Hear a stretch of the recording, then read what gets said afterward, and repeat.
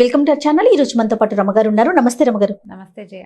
కాశీ మజిలీ ఇంకొక కథ, కంకణాల కథ చెప్తాం. ఇప్పుడు రాజకుమార్తె మా పేరు కళావతి, వసంతుడు ఇద్దరు కలిసి సముద్ర తీరానికి వెళ్ళారు. ఎవరు? తల్లి రాక్షసి డెడ్ బాడీని చూడ్డానికి. అప్పుడు కంకణం జారి నీళ్ళల్లో పడిపోయింది. నీళ్ళల్లో పడిపోతే కంకణం పోయిందని ఈ అమ్మాయి అడిగితే ఏమన్నాడు అతను? మా స్నేహితుడు ఉన్నాడు, ఇంకో కంకణం చేయించి ఇస్తాలే అంటే, ఇది మామూలు కంకణం కాదు, ఇది దేవతా కంకణం. ఒకసారి కొంతమంది దేవతలు అంటే గంధర్వులు లాంటి వాళ్ళు భూలోకంలో విహారానికి వస్తే మా అమ్మ వాళ్ళ దగ్గర నుంచి సంగ్రహించి ఒక జత పట్టుకొచ్చింది. అంటే రకరకాల వస్తువులు సేకరిస్తుంది రాక్షసి. ఏదో మాయపాయంతో తెచ్చింది ఆ కంకణము.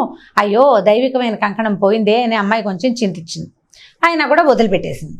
ఈ నీళ్ళల్లో పడిపోయిన కంకణాన్ని ఒక చేప మింగిందట సముద్రంలో. ఈ సముద్రం ఇలా ఇప్పుడు సముద్ర తీరంలో ఈ చోట వీళ్ళు ఉన్నారు. ఇంకా బాగా ముందుకెళ్తే ఇంకేవో దేశాలు వస్తాయి కదా. ఒకే సముద్ర తీరాన మనం ఎన్ని రాష్ట్రాల్లో ఉంటాయి. అట్లా వంగదేశానికి వెళ్ళింది ఆ చేప. ఆ వంగదేశపు రాజు కందర్పకేతువు అనే రాజుగారు ఉన్నాడు అక్కడ. అయితే ఆ రాజుగారికి రోజు ఫ్రెష్ సముద్రపు చేప మాంసం కావాలట. ఒక సముద్రపు చేపను పట్టారు, చేప బెస్తవాళ్ళు పట్టి ఆ చేపను కోసేసరికల్లా అందులోంచి కంకణం బయటపడింది. ఇదేదో విచిత్రంగా ఉంది వస్తువు అని అట్లా ఏ వింతలు దొరికినా ప్రజలు ఉంచుకునేవాళ్ళు కాదు అప్పట్లో. అదొక కాలం. రాజుగారికి అప్పచెప్పారు. ఆ కంకణం చూసరికి ఆయనకి పిచ్చి సంతోషం వచ్చేసింది. అది చాలా అపురూపమైన చెక్కడం. తన దగ్గర రత్నాల పనివాళ్ళు ఉంటారు కదా, బంగారు పనివాళ్ళు, వాళ్ళు చూసి ఇది భూలోకంలో చెక్కబడింది కాదు, ఖచ్చితంగా దేవగంధర్వ యక్ష కిన్నర కింపురుషులలో ఎవరో వాడింది, ఇది వాడకం ఉంది ఒకటి. తర్వాత దేవతలు వాడిన వస్తువుకి అరుగుదల ఉండదు, వాళ్ళ ఒంటికి అంటవు వస్తువులు, చెమట పొయ్యదు దేవతలకి. వాళ్ళని అనిమిషులు అంటారు. రెప్ప వాల్చదు, రెప్ప పడదు, రెప్పపాటు ఉండదు. అవును, రెప్పపాటు ఉండదు, చెమట పోయదు, వాళ్ళ ఒంటి మీద వస్తువు అరగదు. ఈ వస్తువు అరిగిన దాఖలాలు ఉన్నాయి అంటే ఎవరో మనుషులు దీన్ని ధరించారన్నమాట. ఇంత ఆభరణం. ఈ ఆభరణాన్ని ధరించే అమ్మాయి సుమారుగా ఏ సైజులో ఉండుండొచ్చు? పైగా ఒకటి జారి పడింది అంటే అమ్మాయి ఆభరణానికి సంబంధించిన సైజు కంటే ఒక రవ చిన్నదనమాట. ఇలా వారి నుంచి చెప్పుకున్నారు. రాజుకి ఇంత అందమైన ఆభరణాన్ని ధరించిన అమ్మాయి ఇంకెంత అందంగా ఉంటుందో అనిపించింది. తను చూసినప్పుడల్లా ఆయనకి దాని మీదే ధ్యాస. ఒక మహాసౌందర్యవతిని ఊహించడం మొదలుపెట్టాడు. అన్ని కడుపు నిండిన బేరాలన్నమాట ఇవి. ఏం పని పాట లేదు. వస్తువు దొరికితే దీని నాడా దొరికి గుర్రం కోసం వెతికినట్టుగా ఈ వస్తువుని ధరించిన అందగత్తెని నాకు తెచ్చి ఎవరిస్తారో వాళ్ళకి అర్ధరాజ్యం ఇస్తానని ప్రకటించేసరికల్లా సరే, ఆ ఊళ్ళో ఒక ముసలం ఉంది, మహాఘటికురాలు, అమిత తెలివైంది. అదేమందిట, నాకు ఒక పడవ, కొంతమంది జాలర్లను ఇవ్వండి, నేను ఆ అమ్మాయిని వెతికి పట్టుకొస్తానంత. ఈవిడ ఘటికురాలని అనుకుని రాజు ఏం చేశాడు, తనకో పడవ ఇచ్చాడు.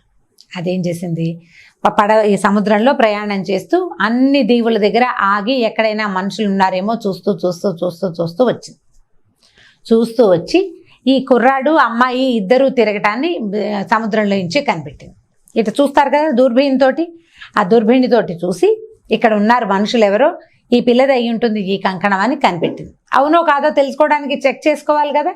సరే, ఏం చేసింది, ఒకరోజు ఆ సముద్ర తీరంలో ఏడుస్తూ కూర్చుంది.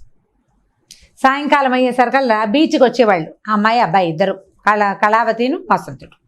వచ్చేసరికల్లా ఏడుస్తూ కనపడేసరికల్లా దగ్గరికి వెళ్ళంగానే ఆమె కనిపెట్టింది. ఒక చేతికే కంకణం ఉంది, రెండో చేతికి కంకణం లేదు. ఆ కంకణపు జత ఇదే కనిపెట్టేసి ఈ అమ్మాయి ఆ అమ్మాయి అనుకుని ఏం చేసింది, ఏడుస్తూ కూర్చుంది. నాకెవరూ లేరు, పడవ మీద వస్తుంటే మా వాళ్ళు నన్ను వదిలిపెట్టిపోయారు అంతే. అనేసరికల్లా సరే, కళావతి అంది, మా అమ్మ ఉండేది, అమ్మ చచ్చిపోయింది, ఇప్పుడు మాకెవరూ తోడలేరు, మాకు పెద్ద దిక్కుగా ఉంది కానీ రా అని చెప్పి ఈ ముసలమ్మని తీసుకొచ్చింది తమతో పాటు. ఇదంతా తిరిగి చూసింది. ఇక్కడ వీళ్ళకి బాగా అన్నీ బాగున్నాయని తెలుసుకుంది. సరే, రోజు ఈ పిల్లకి తల దువ్వటం, జడేయటము, కొంచెం రెండో మనిషి ఉంటే పెద్దవాళ్ళు ఉండి సాయం చేస్తుంటే బాగుంటుంది కదా, వంట చేసి పెట్టడము, అట్లా సహాయం చేసేది. లోబడిపోతారు. మాట్లాడడానికి రెండో మనిషి లేకుండా ఉన్నప్పుడు ఎవరైనా ఒకళ్ళు దొరికితే అది కనీసం పని వాళ్ళ స్థాయి వాళ్ళైనా సరే ఆ మాటలకి లోబడతారు. ఈ లోబడినప్పుడు ఏమే పిల్ల, మీరిద్దరే ఉంటున్నారు, మీ ఆయన అంటే మీ అమ్మని చంపేశాడు అనుకో, రేపొద్దున ఎవడైనా మీ ఆయన్ని చంపేయరా, ఇంకోటి ఎవడో వచ్చి మీ ఆయన ప్రాణాలు ఎందులో ఉన్నాయో కనుక్కోమంటే ఆ అమ్మాయి ఏం చేసింది, సరే ఏదో మాటల మీద వసంతుడిని అడిగింది, నీ ప్రాణ రహస్యం ఏమిటి అంటే, నా వరలో నా కత్తి ఉంది కదా, నా కత్తే నా ప్రాణ రహస్యం, నా కత్తి అరిగిపోతేనే నా ప్రాణం పోతుందని చెప్పాడు. చెప్పేసరికల్లా ఈ అమ్మ ఇప్పుడు ఏం చేసింది, వీళ్ళిద్దరు భార్యాభర్త నిద్రపోతుండగా చల్లగా అతని కత్తిని సంగ్రహించేసింది. ఒక పెద్ద మంచి బరక రాయి చూసుకుని బరక రాయి మీద కత్తిని అరగొట్టడం మొదలుపెట్టింది, అరగదీసేయటం. కత్తి ఎప్పుడు అరుగుతుంది సాధారణంగా, ఎంతమందినో నరికితే కదా, ఎప్పటికో అవ్వాలి, అది ఎక్కువ దీర్ఘాయు ఉందన్నమాట వీడికి. అదేం చేసింది, ఒక సాన పట్టే ఒక బరక రాయిని పట్టుకుని రాయి మీద అరగదీసేసింది. ఈ ప్రాణంతో, ఈ ప్రాణానికి ఇదైపోయి అంటే తన్ని కోసేస్తుంటే గిలగిల్లాడిపోతూ ఈ వసంతుడు కనపడ్డాడు భార్యకి. నిద్రలేదే మెలకు వచ్చింది, మొగుడేంటో కొట్టుకుపోతున్నాడని చూస్తే వీడు ప్రాణం కోసం గిలగిల్లాడిపోతున్నాడు. ఇది కంగారు పడి అమ్మాయి ఓహో ఏదో జరుగుతుందని అటు ఇటు పరిగెత్తే సముద్ర తీరంలో ముసల్ది ఈ కత్తి అరగదీస్తుంది. పరిగెత్తుకుంటూ వెళ్ళి ఆ ముసల్దాన్ని తోసేసింది. నీకేం పుట్టిందే మాయరోగం, అన్నం తింటానికి చక్కగా మా దగ్గర హాయిగా ఉన్నావు కదా, ఏదో పని చేసుకుంటూ సుఖంగా ఉన్నావు, మాతో పాటు ఉండకుండా నా మొగుడిని చంపడానికి చూస్తున్నావు, చూడు నువ్వు కత్తి అరగదీస్తుంటే మా ఆయన ప్రాణాల కోసం కొట్టుకుపోతున్నాడు, అక్కడ వదులని కత్తి వదిలిచ్చేసింది. వదిలిస్తే కాదమ్మాయి నీ ఆయన ఏం చెప్పాడు, తన ప్రాణం కత్తిలో ఉందన్నాడు. అవునో కాదో చూడడం కోసం అరగదీస్తున్నా. అవునని తెలిసింది కదా, నిజమే అనమాట. ఏముందిలే మన దగ్గర సిద్ధౌషధం లేదు, బ్రహ్మాండమైన మందు ఉంది, నేను అది వేసి క్షణాల్లో బతికిస్తాగా అంది. కత్తి మొత్తం అరగల, కొంత అరిగింది. అతనికి మెడ వంకరపోయి పడిపోయి ఉన్నాడు, స్పృహ లేదు, బతికే ఉన్నాడు. ఈ అమ్మాయి ఏం చేసింది, అతన్ని భవనంలో వదిలిపెట్టి సముద్రానికి దగ్గరికి పరిగెత్తుకొచ్చింది కదా. అక్కడి నుంచి ఏమైంది, సిద్ధౌషధం నేను వేసుకొచ్చిన పడవలో ఉంది, పడవ దగ్గర దాకా తీసుకెళ్ళి ఆ పడవ నరిపే సరంగులు ఉంటారు కదా, తన్ని తీసుకొచ్చిన వాళ్ళని చప్పట్లు కొట్టి అరిచి కేకలు పెట్టి రెండురా దీన్ని పట్టుకోండి అని కేకేసింది. వాళ్ళు ఈ ముసల్ది కలిసి ఈ పిల్లని పట్టుకుని పడవలోకి ఎక్కిచ్చేశారు. పడవ క్షణాల్లో తెరచాప లేపేశారు. పడవ కాస్త సముద్ర మధ్యలోకి వెళ్ళిపోయింది. ఈ అర్ధ ప్రాణాలతో వసంతుడు ఆ కోటలో మిగిలిపోయాడు. ఇతని ప్రాణం ఉన్న ఆ కత్తి సగం అరగదీయబడి ఆ సముద్ర తీరంలో ఉండిపోయింది. ఓర పక్కనే ఉంది, కత్తి కూడా అక్కడే ఉంది. అతను అక్కడ పడిపోయాడు. అంతే. ఈ పిల్లని ఈవిడ ఏం చేసింది, ఈ ముసలమ్మ కళావతిని ఎక్కిచ్చేసింది, సముద్రంలోకి తీసుకెళ్ళిపోయి అక్కడి నుంచి ఏం చేసింది, అమ్మాయి ఏడవడం మొదలెట్టింది. నా మొగుడికి నాకు కాకుండా చేస్తావా, నేను ఇన్ని రోజులు బాగా చూసుకున్నాను, మా అమ్మ రాక్షసు అనుకుంటా, నువ్వు ఇంకో రాక్షసు దొరికావంటే ఊరుకోలే ముసలిది. ఆవిడేం బాగున్నాడు, ఇంతకంటే అందమైన వాడు, ఇంతకంటే సంపద ఉన్నవాడు, ఇంతకంటే గొప్పవాడు, రాజుని నీకు భర్తం చేస్తాను, బ్రహ్మాండమైన వాడిని, వీడి దగ్గర ఏమీ లేదు, వాడు నీ దగ్గర ఉన్న వాటితోటి బతుకుతున్నాడు, నీతో పాటు వదిలేసేవాడిని, వాడు సగం ప్రాణాలతో వాడితో ఎందుకు నీకు, బ్రహ్మాండంగా కింగ్లో ఉన్న కింగ్నే ఇప్పిస్తాను నీకని చెప్పేసి పడవెక్కిచ్చేసింది. ఇంకా మాట్లాడనివ్వలేదు. అమ్మాయి ఏడవటం మొదలుపెట్టింది. భర్తను వదిలిపెట్టి ఉండాలని లేదు ఆ పిల్లకి, ఎందుకంటే అమ్మాయి అతన్ని ప్రేమించి ఉంది. సరే సముద్రం తీరంలోకి వెళ్ళంగానే శంఖధ్వని చేయించింది, గంటలు కొట్టించింది ముసలిది. ఇది ఎప్పుడైతే విన్నాడో కందర్పకేతుకు అర్థమైంది, ఓహో ముసలమ్మ అమ్మాయిని తీసుకొచ్చేసిందని పరిగెత్తుకుంటూ వెళ్ళేట సముద్రానికి. వెళ్తే ఏం చెప్పింది ముసలిది, ఈ అమ్మాయి కొంచెం మచ్చిక చేసుకోవాలి, కొన్నాళ్ళు సమయం పడుతుంది, నువ్వు కాస్త నిదానంగా హ్యాండిల్ చేయమని రాజుకు చెప్పింది. అర్ధరాజ్యం ఇచ్చేశాడు ముసలమ్మకి. ఇతని దగ్గరికి వెళ్ళేసరికల్లా ఈ అమ్మాయి ఏమనుకుందంటే, ఇప్పుడు వీడి నుంచి తప్పించుకోలేను నేను, నాకు కొంత మాయోపాయాలు మాయ విద్యలు తెలుసు ఆ అమ్మాయికి, తల్లి నేర్పించింది కదా రాక్షసి.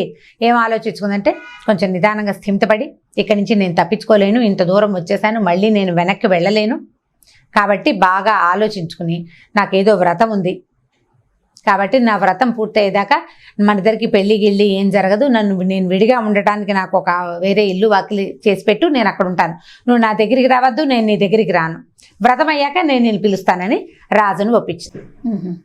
దాంతో కళావతికి ఒక పెద్ద విడిగా భవనము, కొంచెం అమ్మాయికి సేవ చేయడానికి మనుషుల్ని ఏర్పరిచి ఆ భవనంలో ఆ అమ్మాయిని ప్రవేశపెట్టేశాడు. ఆ అమ్మాయి అప్పటి నుంచి మెల్లిగా ఏదో భగవద్ధ్యానం చేసుకుంటూ తన భర్త ఏదో ఒక రకంగా వస్తాడేమోనని ఆశపడుతూ ఉండేది. ఎందుకంటే వసంతుడు ఏం చెప్పాడంటే, మేము 5గురం వచ్చాం, 4 దిక్కులకు వెళ్ళాం, 6 నెలలకి మేము కలుసుకోవాలి. సాంబుడు గుర్రాలతో పాటు అక్కడ ఉండిపోయాడు. 6 నెలల తర్వాత మిగిలిన వాళ్ళు వచ్చి ఒకడు రాకపోతే వాడు వెళ్ళిన దిక్కుకి మిగిలిన వాళ్ళు 4 ప్రయాణం చేసి వస్తారు అని చెప్పున్నాడు.